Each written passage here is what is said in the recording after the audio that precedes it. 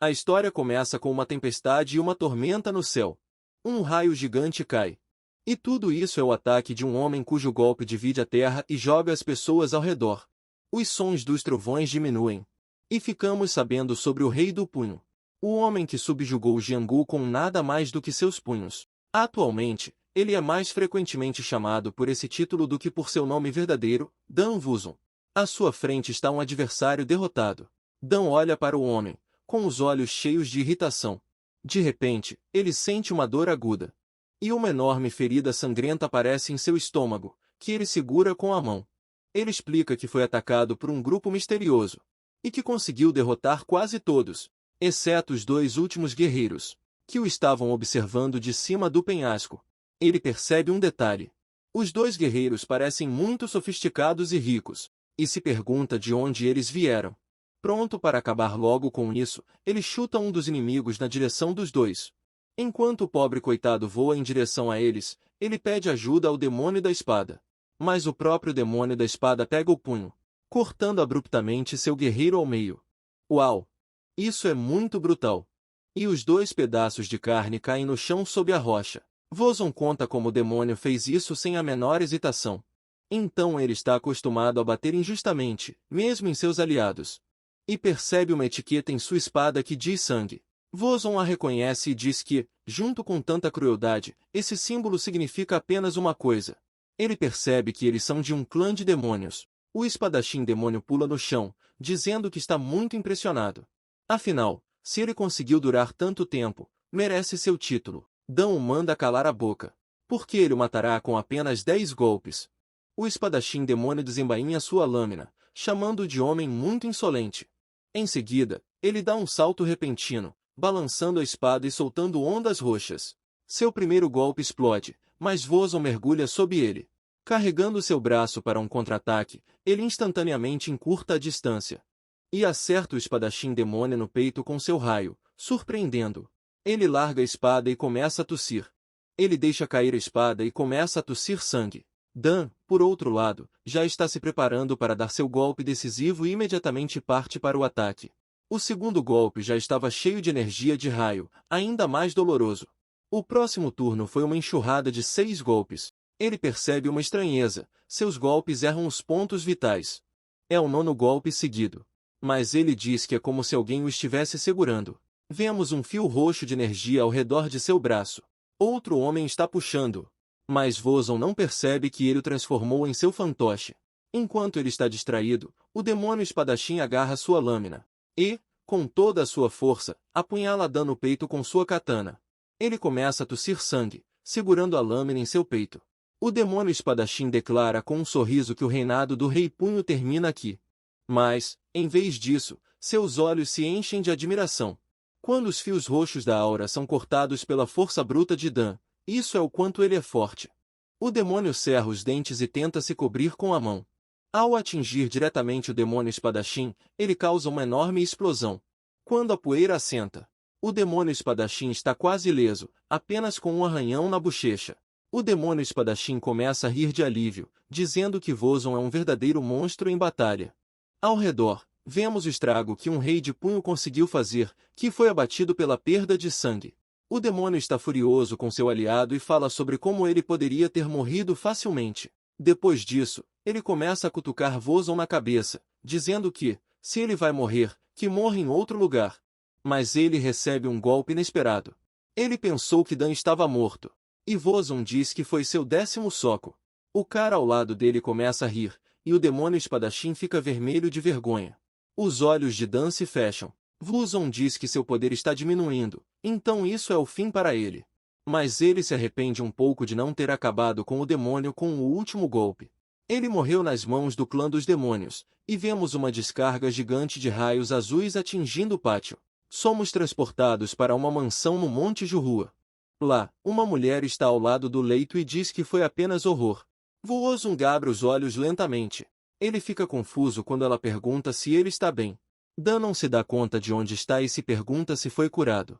Ele olha ao redor e vê algumas paredes bonitas e um jarro com uma flor, além de alguns tapetes e papéis em uma mesa. Dan se senta na cama e, em um primeiro momento, seus olhos escurecem, mas ele se volta para Norma. E então percebe que ele não tem ferimentos. A garota ao lado dele oferece água. Vozon aceita, mas se pergunta por que ela o chama de primeiro jovem mestre. Enquanto toma seu chá, ele vislumbra um espelho. Mas ele não reconhece seu próprio rosto. Pálido, magro e com aqueles cabelos compridos. Ele cospe sua bebida em uma fonte e um arco-íris. E então tenta arrancar seu rosto, pensando que é uma máscara. Mas, olhando de perto, ele não encontra nenhum ponto no pescoço, portanto, não é uma máscara. Enquanto ele continua a tortura, a garota vê isso. E, saindo correndo, ela diz que voltará logo com o médico. Dan chega a dar um tapa em si mesmo, e depois outro, sem perceber o que está acontecendo. A moça da porta percebe que ele está extremamente estranho hoje. No quarto, Vozon acha que os demônios não poderiam ter feito isso, eles teriam simplesmente dominado Jianggu. Mas ele se pergunta de quem é esse rosto. Que tipo de pessoa é essa? Ele percebe que precisa se levantar e descobrir. E percebe o Kingu sobre a mesa. Dan se levanta lentamente. Ele não consegue dar 2 passos. Ele diz que seu corpo não obedece. É como se ele fosse um pequeno servo. Ele consegue alcançar uma cadeira e pega o livro Ionia Trading Group. Ele diz que já ouviu esse nome antes. É um grande grupo comercial perto da montanha Gilhua. Embora ele esteja longe dos comerciantes, o nome lhe é familiar. E o destinatário das cartas é o dono de seu corpo. O dono desse corpo é o filho mais velho de Li Jingyang. Todas as cartas são endereçadas a ele, algumas pedindo dinheiro emprestado. Outras o chamam para jogar. E há até uma de uma mulher pedindo intimidade. Dana fica furioso com o que aprendeu com as cartas. Vozon diz que o dono do corpo é um alcoólatra ou alguma outra pessoa marginalizada. E esse evento não é bruxaria ou uma máscara, e ele não sente nada de estranho em relação a esse corpo. Dan conclui que, de alguma forma, ele renasceu nesse corpo. Ele suspira e admite que está ficando louco. De repente, alguém entra na sala e o chama. E ele corre rapidamente para dentro da sala. E então para com uma pose engraçada. É Gun Myung, seu médico pessoal. Voozung torce o nariz, imaginando que tipo de aberração ele é. Gun diz que foi informado da estranheza e que ficou muito preocupado. Ele começa a medir seu pulso, mas Voozung se afasta, dizendo que não há motivo para preocupação. Gun fica feliz com isso e diz a ele que preparou sua refeição favorita. Eles trazem canja de galinha, que é ótima para fortalecer o corpo, assim diz o médico louco. Mas Voozung o chama de bastardo, pois é bom para um homem saudável, mas é veneno para alguém tão fraco e doente. Ele deve ter verificado seu pulso porque ficou alarmado com sua boa condição. Dan descobre que Gun está agindo como uma cobra. Ele diz que, com um bom apetite, Voozung poderá participar do torneio de luta do dragão e da fênix. Voozung pergunta há quantos anos essa competição está acontecendo. Gun responde que são cerca de 200. Dan concorda e pede para ficar com a sopa, mas ele não tem apetite. Ele afasta Gun, dizendo que quer dormir. Fechando a porta, ele suspira, observando que, se a 200ª competição do Dragão Fênix já está se aproximando. Não faz muito tempo que ele morreu. O que é melhor assim? Afinal, a facção dos demônios também ainda está viva. E ele será capaz de matá-los. E esse médico em forma de cobra é um monte de gente que merece morrer. E, dessa vez, Dan os convence de que não precisam se preocupar. Agora ele vai tentar matar todos de uma só vez. A cena avança um pouco, e algumas das empregadas ficam surpresas. Seu mestre, que normalmente só come mingau, agora está com uma fome insana e treinando regularmente. Ele abre a porta. E vemos um Dan seminu, todo molhado e cansado. Ele se pergunta se a garota lhe preparou o café da manhã. Então, ele corre para a mesa, se veste e ordena que, a partir de hoje, sejam preparados apenas cafés da manhã simples. Todos os empregados da casa notam que o senhor agora parece muito mais saudável. Seu médico assistente bate a porta e Dan se dirige ao café da manhã. As criadas olham para ele, vendo que ele não está feliz, e não sabem se devem deixar o médico entrar. Dan diz a elas para deixá-lo entrar e a empregada rapidamente atende ao pedido. O garoto percebe como o médico é presunçoso por vir matá-lo novamente. O médico sorri e se dirige ao cavalheiro educadamente. Isso só o enfurece. Não está claro por que o homem está tentando agradar. Ele sorri e diz que quer pegar aquele rato. Dan pergunta o que o médico quer, e o médico se encolhe de vergonha. Ele se desculpa dizendo que veio porque está se sentindo sozinho, ele não tem notícias dele há algum tempo. Então, o médico percebe como Dan parece saudável e diz que seu tratamento foi inútil. Dan se pergunta o que ele quer dizer com isso. E então ele pergunta, será que ele está se referindo à tentativa de envenenamento com a sopa de fênix do dragão? Gon-san fica surpreso e diz que houve um mal-entendido. É um alimento tônico nutritivo. E Dan diz que achou que era veneno. Gon-gun fica preocupado e o lembra de que ele é seu médico pessoal. E se ele não for bem-vindo aqui, ele irá embora. Quando ele está indo embora, Dan o chama. Ele veio sem ser convidado e agora está indo embora sem permissão. Será que ele sabe quem é o chefe? O médico está chocado. Ele sente que está prestes a entrar em colapso. Dan ri e diz que está brincando. Gon-sun ri nervosamente em resposta. O homem pede alguns utensílios de escrita. Ele precisa escrever uma carta. Dan diz que vai ditar agora e deixar Gon-sun escrever. Ele declara que ficará na casa de campo por um longo período devido a uma doença grave. Como sua vida continua teimosamente. Ele quer conselhos sobre o que fazer em seguida. Gon-gun fica paralisado.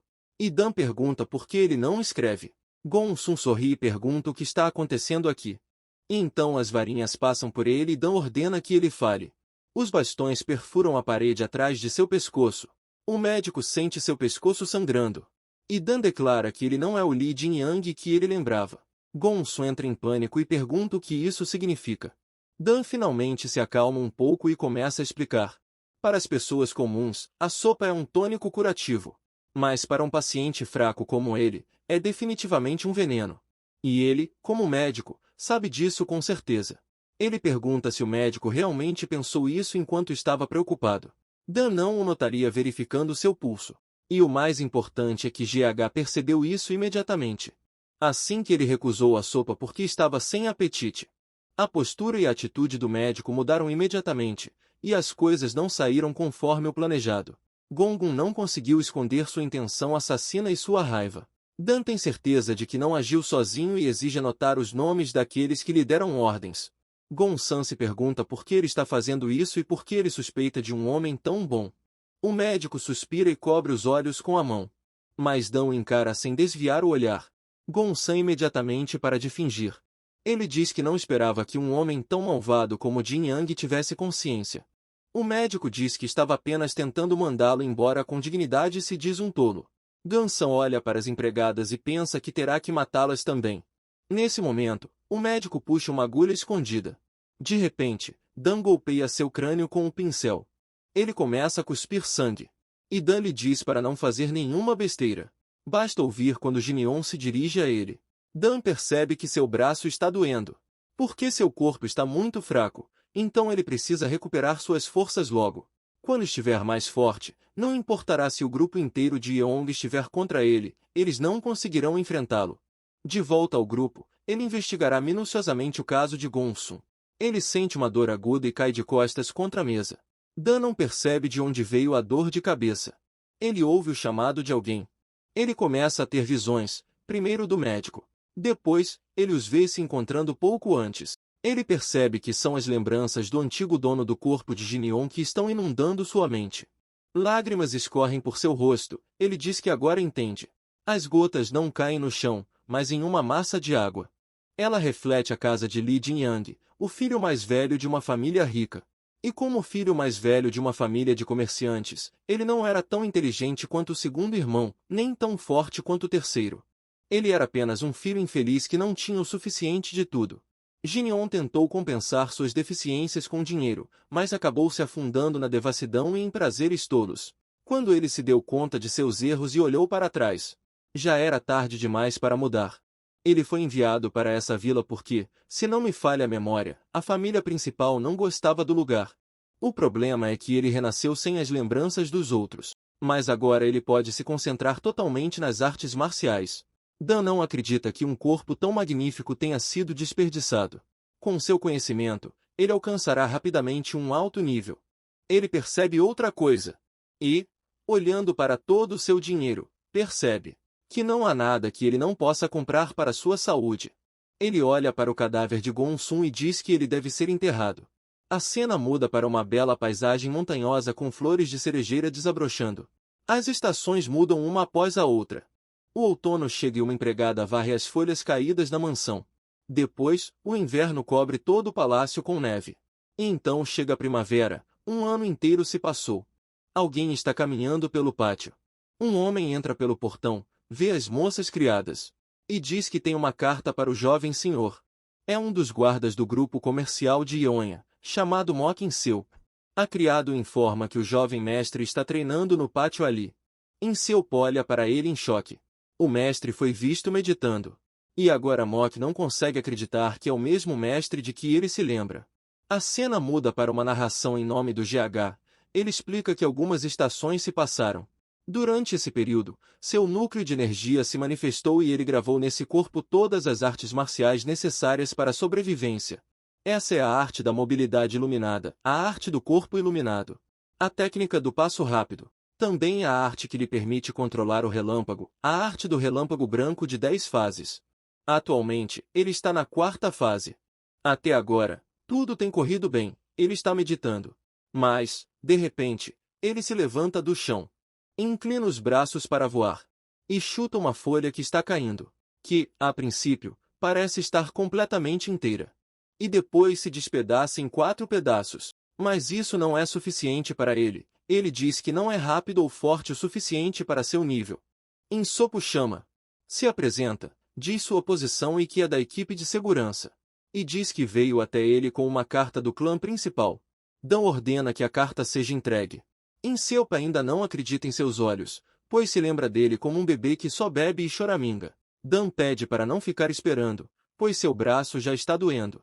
E, entrando na sala, começa a ler a carta. A carta revela que seu pai desmaiou e está acamado. Mas a causa da doença não é clara. Dan já está procurando uma armadilha para isso. Insop diz que acha que sabe o motivo. O clã Oyan é o culpado por tudo isso.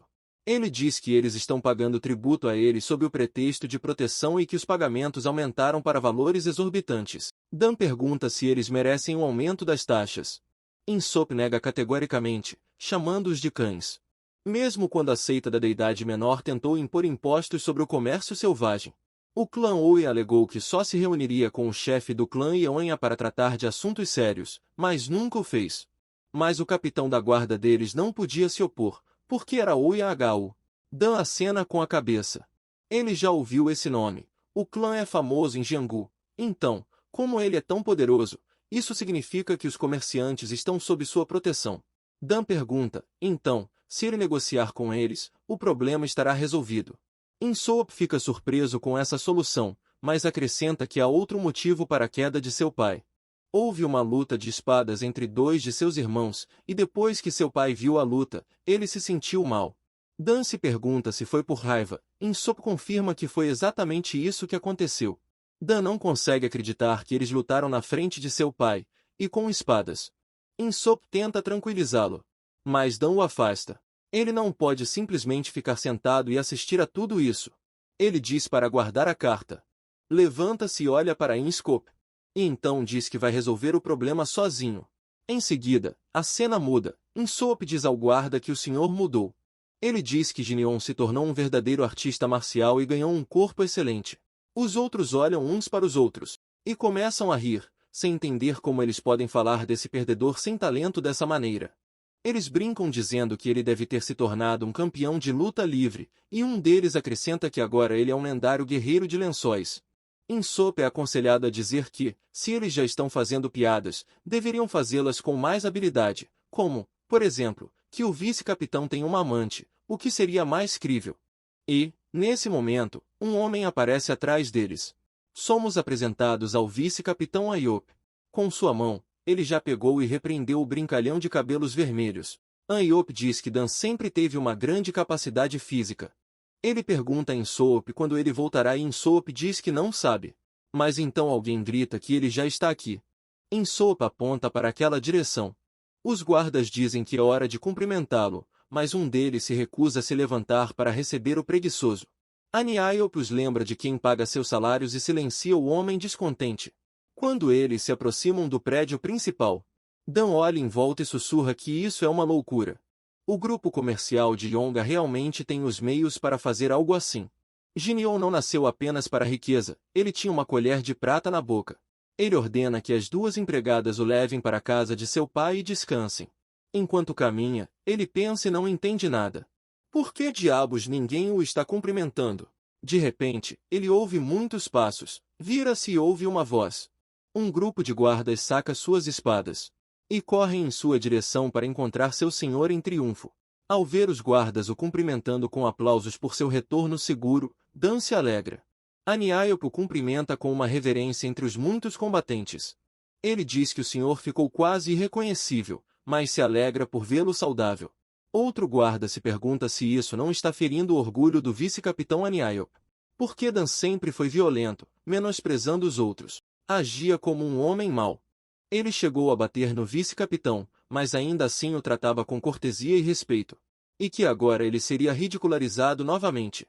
Dan cruza os braços e comenta que não é uma recepção ruim para um velho valentão, e agradece a todos. Os guardas estão surpresos, é a primeira vez que ele agradece a eles em um longo tempo. Eles começam a conversar enquanto o capitão leva GH até seu pai. Como um idiota como ele conseguiu ser tão grato. Usopp diz que agora eles mesmos viram as mudanças de Ginion. Red diz que ele simplesmente se tornou uma pessoa diferente. Nesse momento, o vice-capitão leva GG para a casa de seu pai. Então Aniop olha para ele e sorri calorosamente. É como se Ginion fosse seu aliado em vez de seu inimigo. Eles entram no palácio.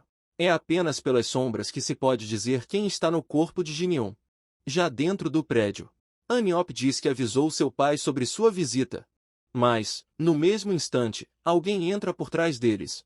Não acreditando em seus olhos, ele coloca a mão no ombro de Dan e chama HG Lazidin. À nossa frente está seu irmão mais novo, Jae-young, o terceiro filho do grupo comercial Yeonha. Dan está em silêncio, e Jae-young olha para seu rosto e diz que ele é uma pessoa diferente. Até mesmo finalmente capaz de parecer zangado e feroz, crescido. Ele aperta seu ombro. Aniop percebe que, aparentemente, ele vai ser espancado novamente, como nas últimas reuniões de família. Para evitar conflitos, o capitão pega a mão do irmão do GG e conversa com ele. Eles não se veem há muito tempo, por isso estão felizes em se encontrar. Jae-young dá um tapa em seu rosto, perguntando quem o deixou tocá-lo. E Dan o observa em choque. Já diz que mal consegue lidar com aquele inútil do Jin e agora o capitão vai agir da mesma forma? Não pode ser. Ele pergunta, talvez ele deva dar uma lição em seu irmão e no capitão para que eles nunca mais o desprezem. De repente, Dan passa a mão em sua bochecha e chama seu irmão. E então lhe dá um tapa tão forte que ele cuspiu sangue e caiu para trás, atordoado. Aniop fica sem saber o que dizer. Jae-young fica furiosa e pergunta o que ele está fazendo. Dan responde que estava feliz e ansioso para encontrá-lo no caminho para cá. E aperta seu ombro com a mesma força que ele, talvez até mais. Jae-young grita com toda a força de sua voz, chamando-o de louco. Dan sorri e diz que ele não se encaixa nesse título. Jae-young deveria chamá-lo de irmão mais velho. Em outra seção da mansão, algum tempo depois, um homem andando pelo corredor percebe os guardas conversando ruidosamente do lado de fora do quarto de seu pai. O homem é o segundo filho da família e o chefe de segurança do grupo, chamado Lee Vai-young. Vai-young pergunta sobre a causa do tumulto e Aniop lhe explica que houve um conflito entre os irmãos. O rapaz percebe que a causa do desentendimento foi Jae-young, que mais uma vez está incomodando o irmão mais velho. Va grita porque ninguém interveio, considerando a condição frágil do irmão mais velho Jin. Imediatamente, ele se dirige ao local, onde os gritos de Jae e as exigências de Dan para que ele pare de gritar podem ser ouvidos na porta do quarto de seu pai. Dan se vira e cumprimenta seu outro irmão. Quando ele chega, fica envergonhado, pois não esperava que seu irmão mais velho fosse capaz de revidar. Em seguida, todos vão para o quarto ao lado. Jae-young continua ouvindo as repreensões de seu irmão mais velho. Va os encara com surpresa. Vai-young explica que quando ele soube do retorno de Dan, Lee decidiu vir checá-lo e ficou muito surpreso ao ver como ele estava bonito. Dan promete que está bem. E, ao notar seu braço ferido, ele se pergunta se Jae-young o causou. Va lhe garante que o ferimento é pequeno. Mas Dan levanta a mão bruscamente na frente de seu irmão mais novo e dá um tapa no irmão, fazendo com que seu nariz sangre. O homem mais velho lembra seus irmãos de não ameaçá-los com uma espada, a menos que eles queiram levar um tapa. Finalmente, o relacionamento entre os dois volta ao normal. Jae-young está muito chocado. Ele não esperava levar um tapa tão forte, especialmente considerando a impotência anterior de Jin. Wei Yang está satisfeita com o fato de o homem mais velho ter assumido o controle da situação. Mas se pergunta o que aconteceu na mansão, já que Dan está agindo como uma pessoa diferente agora. GG diz que ele tem um olho muito afiado. O olhar do ancião se volta para um pergaminho sobre a mesa. E ele se pergunta qual é o propósito dele. Wei Yang explica que ele tem uma lista de participantes à sua frente para entregar no salão de assembleia amanhã. Ao folhear o pergaminho, Dan expressa o desejo de estudar a composição do povo. Em algum lugar aqui. Anteriormente, ele pretendia descobrir quem havia indicado Gongun. No entanto, não havia necessidade disso agora. Ele encontrou o que estava procurando. A preparação foi fornecida pessoalmente por aquele bastardo do Ouyang-Hou. Em seguida, Dan enrola o pergaminho e se dirige aos irmãos. Ele insiste que todos nesta sala que trabalham com o clã Ouyang devem vir e relatar isso. Os irmãos estão perdidos. Wei Yang está em pânico. E se pergunta se o mais velho está sugerindo seriamente tal coisa. Já Yang também acha essas suposições ridículas.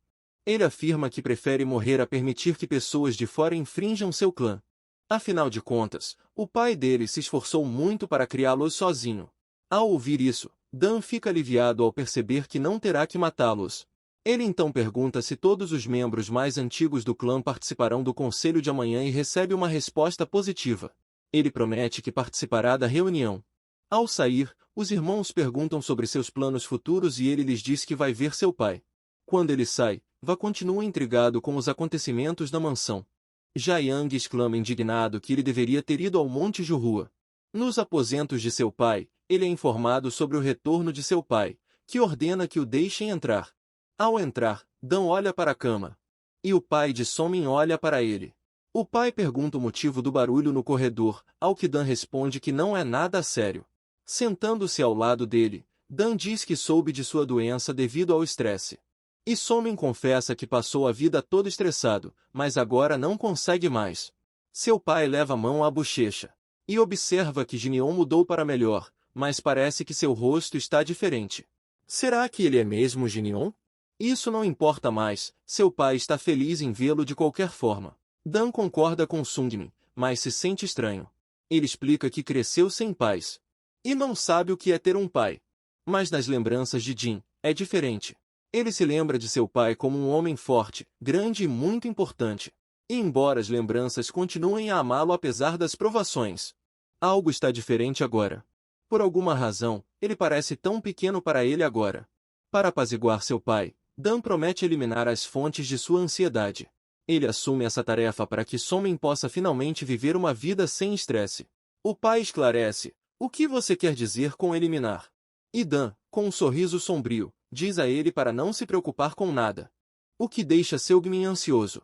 No dia seguinte, todos os reunidos tomam seus assentos no conselho. O mestre marcial do clã Ouyang, Ouyang-Hou, aquele bastardo, aparece na porta do salão. Os homens que o acompanham olham em volta. Ao ouvir a presença do filho mais velho, Li Jinion, todos os presentes se assustam com o retorno do mais velho e voltam sua atenção para ele.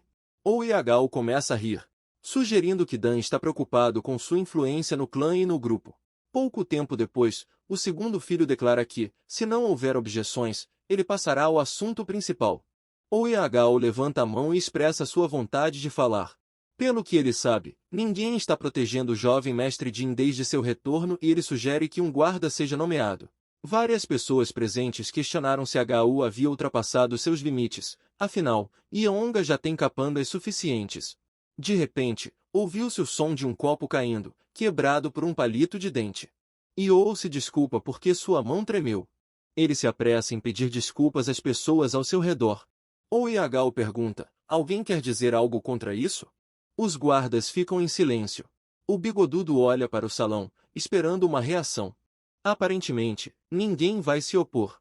No entanto, ele é impedido de terminar suas palavras por Dan. Dan afirma que há uma reclamação. Se aproxima e diz que tem uma proposta.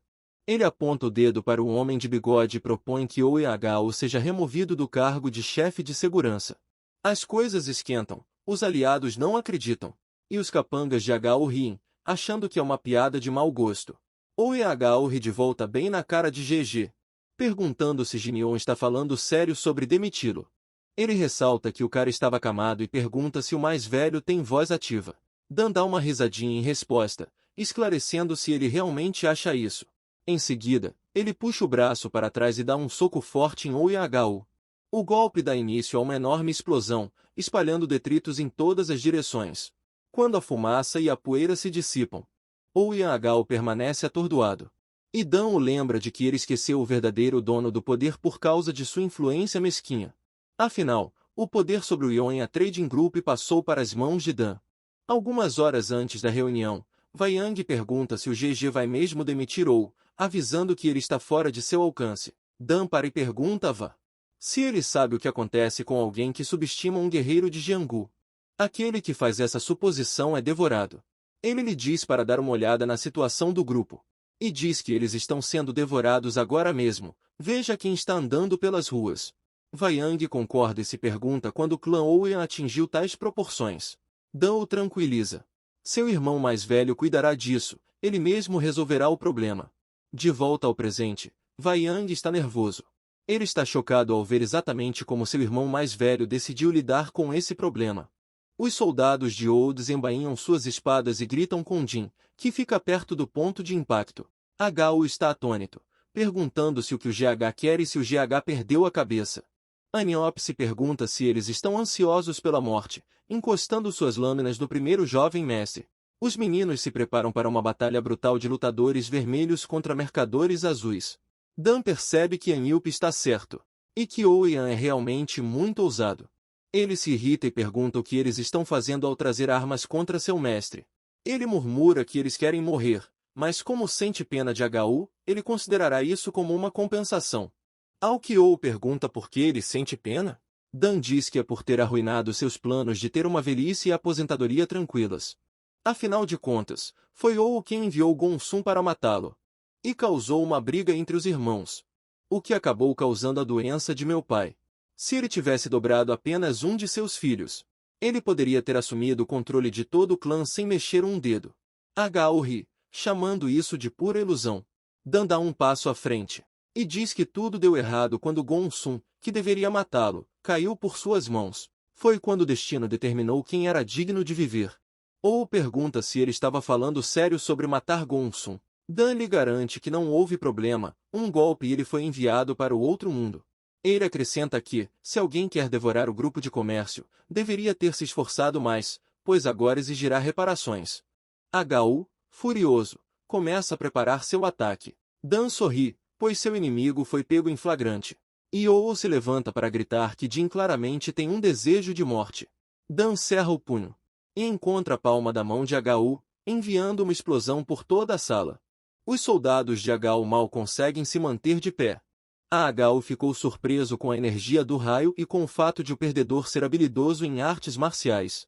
Hu se afasta, mal conseguindo se manter de pé.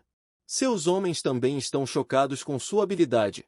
Como ele conseguiu bloquear aquele soco? Dan pergunta se não há problema em dar um soco em alguém que mal se recuperou de sua doença.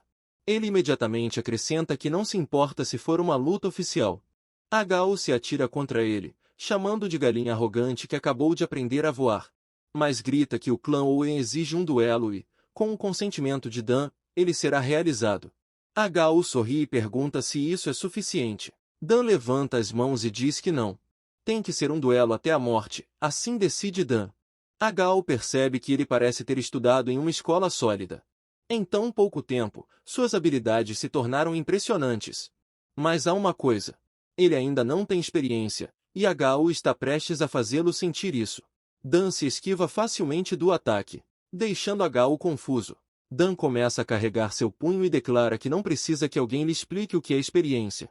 Ele dá um soco bem no estômago de Hu, criando uma onda de choque, e o lança para o alto. O homem cospe sangue e fica maravilhado com sua força. Dan diz que está prestes a mostrar a diferença de experiência.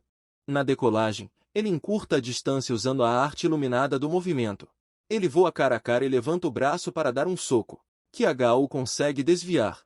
Mas seu corpo ainda se moveu alguns metros com a força do golpe. Eles recuperam o equilíbrio e trocam golpes, movendo-se pela sala. Mas Hu está sempre na defensiva. Cada golpe é difícil para ele.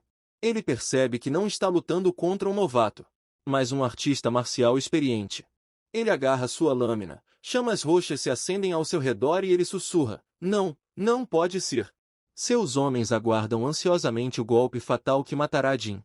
Yagao declara que não perderá. Sua arte é a espada de 3 formas. Yagao chama Dan de uma mera mediocridade para quem ele não pode perder. Dan dá um passo rápido e corta a distância em um instante. Yagao não percebe o quão perto ele chegou. E Dan já está agitando o punho no ar, dizendo adeus ao bastardo. Ele o atinge no queixo com um uppercut brutal.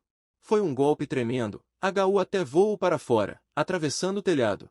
Todos, inclusive seu irmão, outro irmão, e até mesmo o pai doente, olham para o buraco no teto, espantados com a visão. Até mesmo o médico assistente pergunta: o que está acontecendo aqui? Seugmin cruza as mãos e diz que, aparentemente, seu filho aprendeu artes marciais.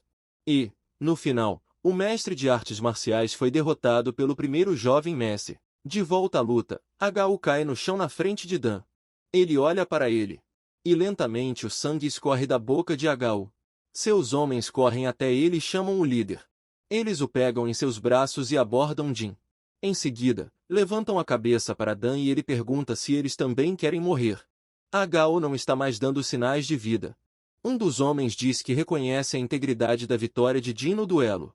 Mas se o clã Ouyang continuar a exigir retribuição com duelos, eles não poderão se esquivar e provavelmente perderão. Dan responde que não esperava viver sem ódio.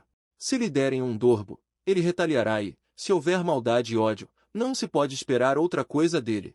E a responsabilidade por isso recairá somente sobre ele, não sobre o grupo de comércio de Yonhua. Vaiyang diz que isso é muito perigoso. Dan o lembra do que ele já disse: o grupo comercial pertence a ele, mas também pertence a seu pai, aos guardas que o mantêm seguro, e às empregadas que o alimentam e o respeitam. Ele não permitirá que seu grupo seja intimidado. Se eles não entenderem, que vão para o inferno, pois estão todos demitidos.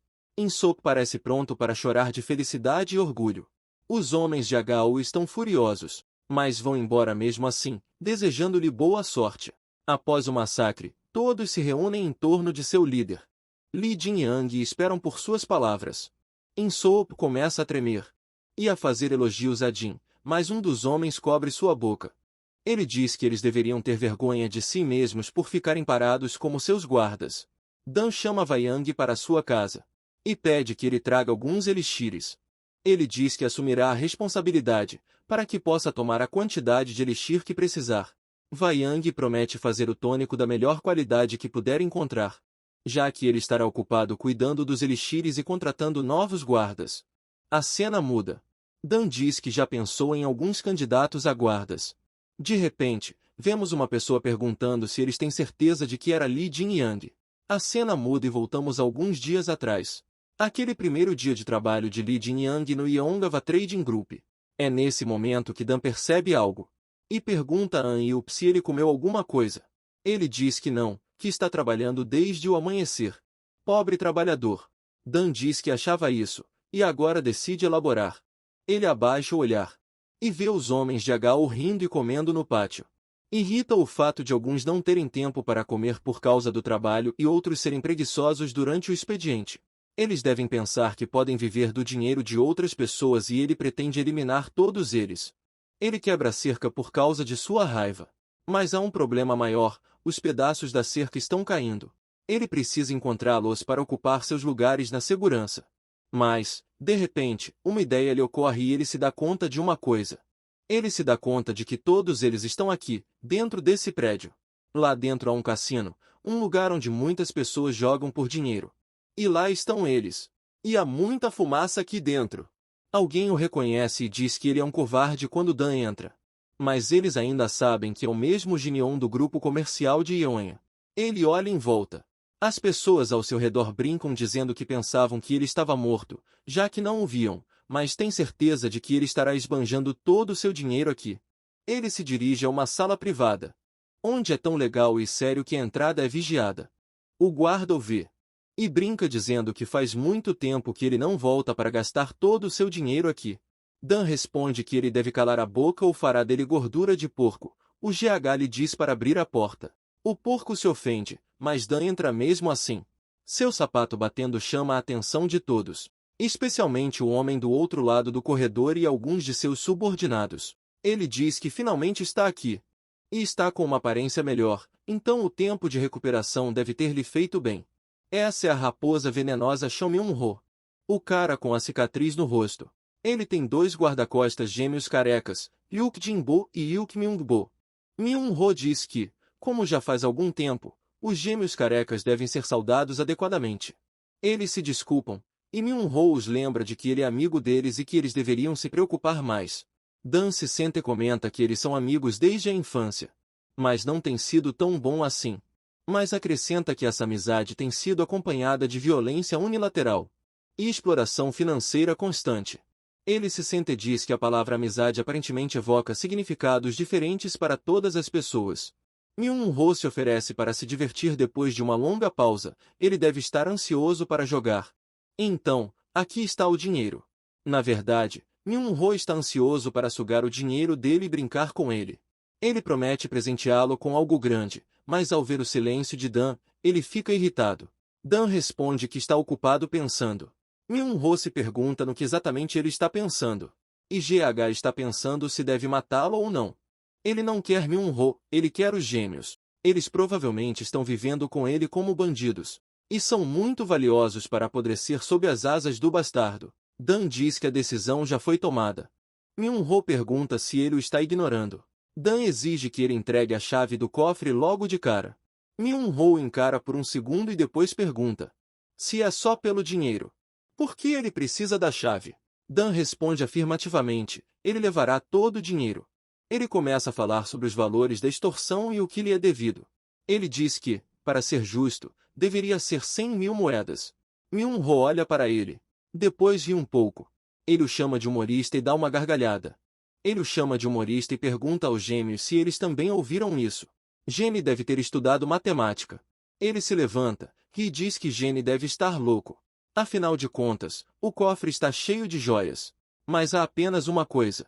Não há nada lá dentro que Jin Yang possa levar, como seu melhor amigo faz perceber de forma agressiva.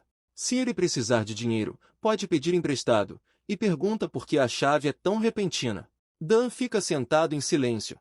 E Myung-ho se pergunta: por que ele o está ignorando todo esse tempo? Isso o deixa irritado. GH age como um homem frágil depois de uma doença, e agora ela está olhando para ele e exigindo dinheiro. Ele lhe diz para se recompor e o lembra de quem ele é. Dan ainda está em silêncio e Myung-ho suspira. Ele pergunta o que há de errado com ele e começa a estalar os dedos na frente do rosto. Será que o GH realmente quer morrer? O bandido ordena que os gêmeos batam nele para que ele não se mova no chão. Os gêmeos se aproximam e o agarram, apalpando. Dan se levanta e diz que eles não devem estar falando sério. Isso surpreende muito um dos gêmeos. Ele agarra o gêmeo e diz que só estava tentando ser gentil com seu amigo. Mas como não funcionou, GH agarra um dos gêmeos pelo braço e começa a apertá-lo. Em seguida, ele o joga do outro lado da sala. E ele bate na porta com tanta força que a quebra. O outro dá um soco de cima para baixo. Mas Dan se esquiva facilmente. Ele coloca suas mãos no chão. E dá um chute nas pernas do monstro careca e burro. O golpe estilhaça o osso de sua perna. Gostaria de não ter ficado aleijado. Ele rende os dentes de dor. E cai no chão. Dan olha para os gêmeos. E comenta que é uma imagem incrível. Ele se levanta. E os gêmeos se aproximam dele novamente. Ele diz que é uma visão digna. Os dois têm ossos quebrados, mas se levantam imediatamente. E não há um pingo de medo em seus olhos. Ele sorri amplamente, elas são de verdade. Eles gritam e se lançam contra ele ao mesmo tempo. Mas Dan se esquiva. Ele diz que é hora de encerrar o dia. E desaparece diante de seus olhos. Elas ficam atônitas e não percebem para onde ele foi. E ele está bem atrás deles. Ele coloca as palmas das mãos em suas carecas e lhes diz que eles são muito valiosos. Dan não pode deixá-los a serviço de uma mediocridade como essa. Então ele esmaga suas cabeças uma contra a outra. E ordena que eles fiquem onde estão, porque ele não os avisará 2 vezes. E agora só resta Myung-ho. Ele está suando e, nervoso, diz que está ferrado. Dan sorri e responde que agora só resta seu querido amigo. Um bandido grita, indignado com o fato de Dan ter se escondido para estudar artes marciais em vez de matemática durante sua recuperação. Dan se volta para Minho, surpreso com sua inesperada lentidão para reagir nessa situação. Mas o cara já tirou uma faca do bolso, pelo menos ele tem alguma vantagem. Ele pede para se aproximar, mas Dan sugere que seu oponente discuta calmamente a situação em vez de continuar a luta. Minho suspira, expressando irritação. Ele percebe que não tem nada a temer. O agressor percebe que Ginion é um alvo fácil. Ele corre e grita furiosamente que a vitória é de quem atacar primeiro. Mas algo detém, um objeto apareceu bem na frente de seu rosto. Era uma placa enorme que Dan lançou contra ele. Depois disso, GG estava se preparando para atingi-lo com sua energia. E depois de perfurar a placa, seu punho foi direto para a cabeça do bastardo. Mas ele coloca a mão em sua cabeça. Dan declara que a vitória é sempre um contra-ataque, virando as palavras do inimigo contra ele. GH sorri e diz que o homem à sua frente é apenas um tolo. Então, ele dá a mim uma cadeira elétrica de verdade, lançando raios através de sua palma na cabeça do cara. O homem atrás da porta fica apavorado e, com certeza, alguém vai morrer durante essa briga frenética. A tortura está quase no fim e vemos o rosto exausto de Minho. GH solta sua cabeça e ele cai. Agora a imagem é ainda melhor, com 3 corpos caídos no chão da sala privada. Dan se sente e exige que ele recupere o juízo. Mas Minho ainda está tremendo e tossindo. Ele tenta se levantar e começa a rir e a tossir. Minho responde. Ele pergunta calmamente a Ginion o que o cara realmente precisa. O rapaz atordoado se pergunta o que exatamente Jin estava fazendo durante sua recuperação, observando sua incrível força. Será que ele dedicou seu período de recuperação ao treinamento furtivo em vez de descansar? Myung-ho pensa se a vingança é o motivo das ações de Jin, tentando se lembrar se ele foi tão ruim com ele. Ao perceber a possível vingança, Myung-ho grita de raiva, acusando Dan de um massacre pré-planejado. O assustado Myung-ho, dirigindo-se a Dan como amigo, oferece qualquer coisa em vez das chaves para acalmar o homem. Myung-ho relembra freneticamente sua amizade de infância, tentando justificar as ofensas passadas e persuadir Dan. Insistindo desesperadamente em sua amizade íntima, Myung-ho tenta encontrar um ponto em comum com GH. Myung-ho, decidindo que a amizade o salvará, fica aliviado com o fato de a decisão estar correta. Gai interrompe o pedido de desculpas fingido de Myung-ho com repulsa, exigindo que ele o deixe ir embora imediatamente. Em pânico, Myung-ho eleva o relacionamento deles ao nível de irmandade, tentando evitar a todo custo a ira de Dan. Myung-ho ordena que os gêmeos recebam Dan como seu novo irmão mais velho, tentando reforçar seu status. E eles fazem isso. Myung-ho se lembra da verdadeira natureza do relacionamento anterior, em que Myung-ho o humilhava, fazia-o lamber seus sapatos e o enganava com seu dinheiro. Myung-ho faz um plano para fugir com os gêmeos na primeira oportunidade, não acreditando na nova irmandade. Ele tem certeza de que, com os gêmeos, encontrará facilmente um novo local de trabalho e uma fonte de renda após a fuga. Os gêmeos confirmam a ordem de Myung-ho, tratando Dan como um irmão mais velho, demonstrando obediência. Dan pergunta seriamente a Myung-ho se ele está pronto para o compromisso vitalício que o título de irmão nomeado acarreta. Myung-ho, percebendo sua dúvida, lembra-o de seu novo status. E os gêmeos prometem servir Dan como seu irmão mais velho. Dan aceita com aprovação o juramento dos gêmeos, satisfeito com a disposição deles de servi-lo fielmente. Ordenando que os gêmeos saiam, Dan declara a necessidade de identificar o irmão mais velho, já que agora eles são chamados de irmãos. Ele diz a Myung-ho que eles decidirão sobre a antiguidade e anunciarão o resultado mais tarde. Myung-ho, atônito, tenta impedir o que está acontecendo gritando "espere um segundo". Mas ele é ignorado. Os gêmeos se afastam. Eles são deixados sozinhos. Myung-ho não sabe o que está acontecendo e o que Dan está tentando fazer. Myung-ho se dá conta repentinamente de que o objetivo de Dan não era dinheiro, mas outra coisa. Dan acusa Myung-ho sem rodeios de explorar descaradamente pessoas crédulas para obter lucro, condenando tal comportamento. Ele declara sua intenção de retificar a situação, colocando os gêmeos sob sua custódia para criá-los adequadamente.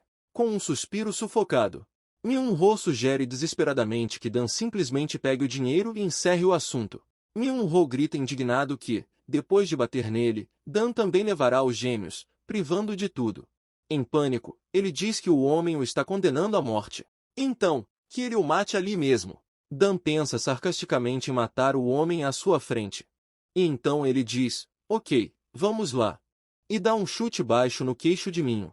Isso o surpreendeu, sangue jorrou de sua boca. Dan agradece a Myung-ho por seus anos de trabalho, enfatizando a hipocrisia da amizade deles. E o presenteia com vários socos fortes. Myung-ho leva todos os golpes e não consegue revidar. Durante a surra, ele começa a se dar conta de algo. Myung-ho fica horrorizado ao perceber que Dan está realmente pronto para ir até o fim e matá-lo. Em um sussurro estrangulado, Myung-ho tenta sugerir algo a Dan, mal conseguindo pronunciar as palavras. Dan se intromete desafiadoramente sem ouvir o sussurro, forçando Myung-ho a repeti-lo mais alto. Soluçando, o bandido grita uma oferta para entregar a chave em troca de sua vida, recebendo uma resposta sarcástica. Myung-ho pergunta, confuso, como se dirigir a Dan agora que o status de amigos mudou. Mas GH imediatamente pega a chave e a joga na parede do prédio, perfurando a parede. Os gêmeos veem o irmão e perguntam como ele está. E Dan esfrega as mãos. O próprio Myung acha que as ações de Dan são insanas, porque o que ele fez hoje é simplesmente horrível. Os gêmeos perguntam a Myung-ho se ele realmente perdeu a luta e perdeu para Dan, observando seu estado. Myung-ho confirma amargamente a derrota.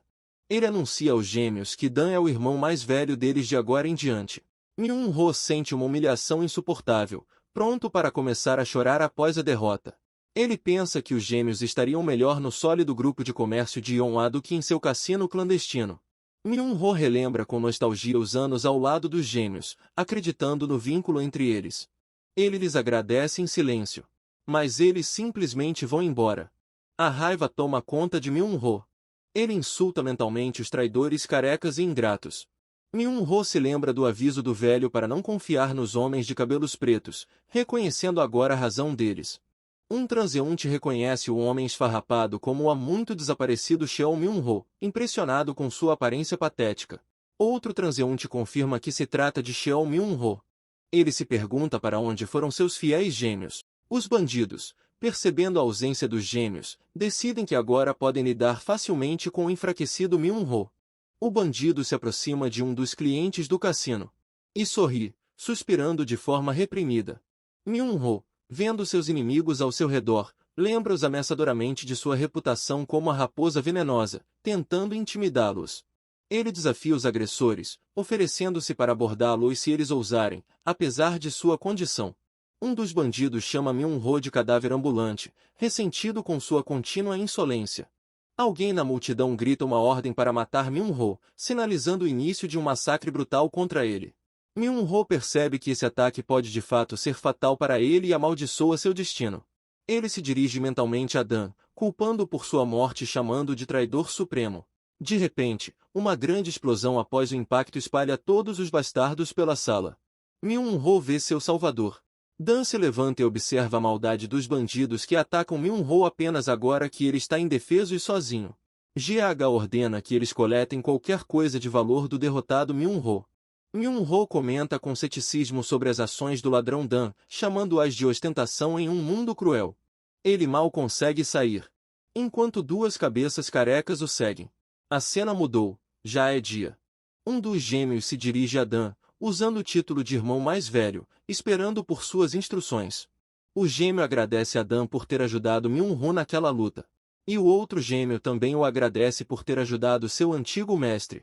Em seguida, eles começam a trabalhar novamente e saem, enquanto Dan permanece em silêncio. Dan se pergunta a questão que tem incomodado muitos visitantes do cassino subterrâneo. Por que os formidáveis gêmeos estavam servindo Myung-ho? Alguns achavam que eles eram escravos comprados. Outros especulavam que os gêmeos simplesmente tinham medo de Myung-ho e não eram leais a ele. O narrador admite que ele próprio tinha uma dessas opiniões populares. Mas a verdade era outra. Nem a escravidão nem o medo explicavam a lealdade dos gêmeos. Dan sorri e pensa na dificuldade que tem em entender isso, mesmo em sua segunda vida. Ele aceita a dificuldade de reconhecer as intenções de outras pessoas, especialmente na história dos gêmeos e seu mestre. Alguém está do lado de fora da porta nesse momento, observando-os. Ele fica chocado e não consegue acreditar em seus olhos. Ele olha para o homem à sua frente e não consegue perceber. Será que é mesmo Li Jingyang?